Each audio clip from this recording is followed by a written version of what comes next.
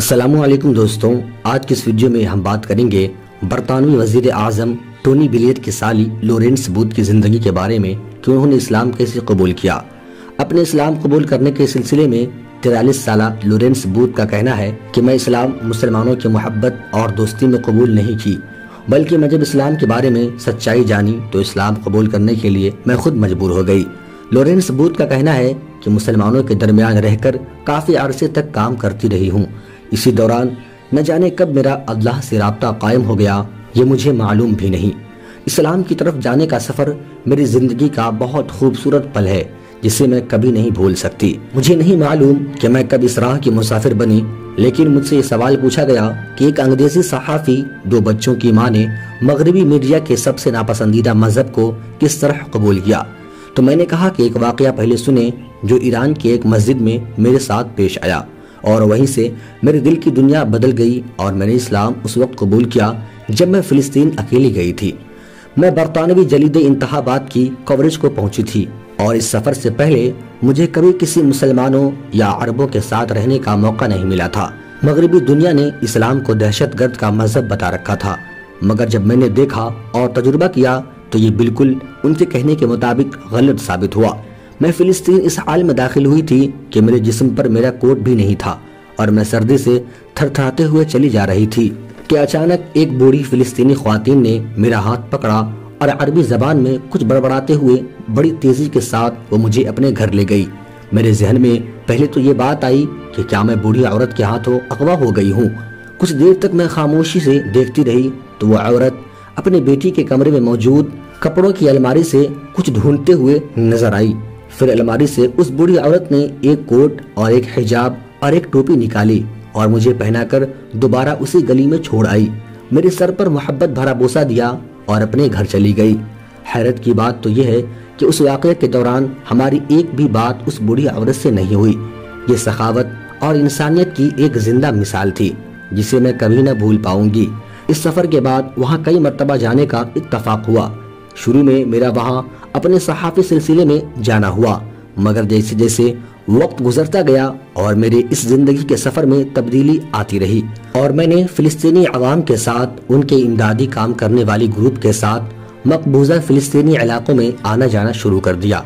اسی دوران میں نے وہاں پر ہر مذہب کے فلسطینیوں کو بدحالی اور تکلیف کو کھلی آنکھوں سے دیکھا، اور وہاں فلسطینی مسلمانوں کے ساتھ رہتے رہتے انشاءاللہ، ماشاءاللہ اور الحمدللہ جیسے کلمات میری زبان پر آتے رہے جو مسلمان روزمرہ کی زندگی میں یہ الفاظ کا استعمال کرتے ہیں۔ مسلمانوں کے حوالے سے مغربی میڈیا نے جو خوفناک اور گھٹیا تصور مغرب میں رہنے والے لوگوں کے ذہن میں پیدا کر دیا ہے، وہی تصور لے کر میں یہاں فلسطین آئی تھی، لیکن جب کچھ پل، کچھ لمحہ یہاں کے لوگوں کے ساتھ گزاری تو وہ سارے تصور، سارے خیالات جو میرے ذہن میں تھے وہ سارے ہٹ گئے۔ پھر بے خوف میں وہاں کے مسلم گروپ سے ملنے لگی اور اسی دوران وہاں کے رحم دل اور عقل مند لوگوں کے ساتھ رہنے اور انہیں سمجھنے کا موقع ملا۔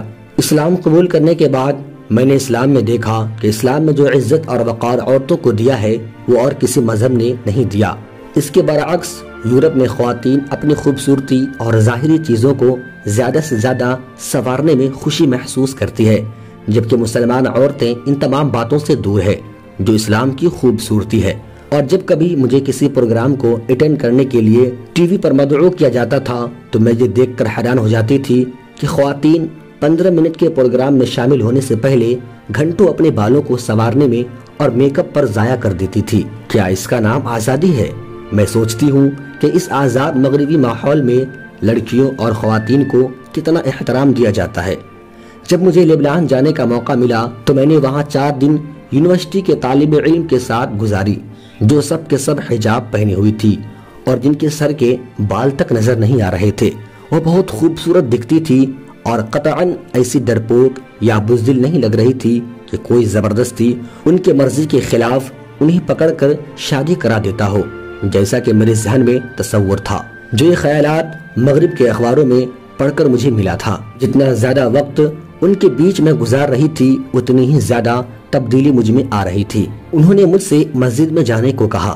میں اپنے آپ کو یہ کہہ کر مطمئن کر لیتی تھی کہ میں گھومنے آئی ہوں، مگر حقیقت میں مسجد بے حد دلکش مجھے لگتی تھی۔ لباسوں کے بارے میں بات کرتے ہوئے لورینس صاحبہ کہتی ہے کہ مسلم عورتوں کے لباس کا معاملہ اتنا مشکل نہیں ہے کہ جتنا سمجھا جاتا ہے۔ حجاب پہننے کا ایک فائدہ یہ بھی ہے کہ اب آپ باہر پہلے سے بھی کم وقت میں جا سکتی ہیں، کیونکہ حجاب کی وجہ سے آپ کا وقت بالوں کو سنوارنے میں ضائع نہیں کرنا پڑے گا۔